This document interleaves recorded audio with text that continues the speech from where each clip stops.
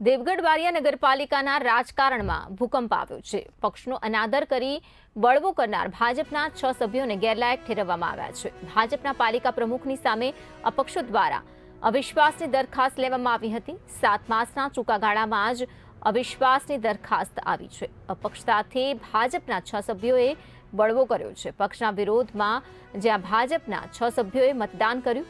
પક્ષના મેન્ડેટનું અનાદર અને પક્ષ વિરોધી પ્રવૃત્તિને લઈને આ 6 સભ્યોને ગેરલાયક ઠેરવવામાં આવ્યા છે।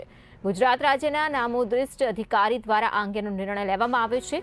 ભાજપ સામે બળવો કરનાર ભાજપના 6 સભ્યોને ગેરલાયક ઠેરવાતા રાજકારણમાં ભૂકંપ આવ્યો છે।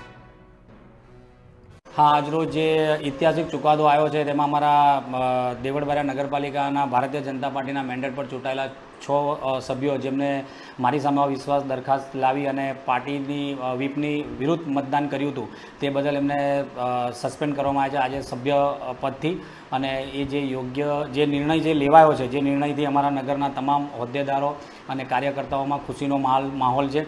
અને આ સમગ્ર લડાઈમાં અમારા દાહોદ જિલ્લાના પ્રમુખ જિલ્લા પ્રમુખ શ્રી સ્નેહલભાઈ દરિયા સાહેબનો હું ખૂબ ખૂબ આભારી છું।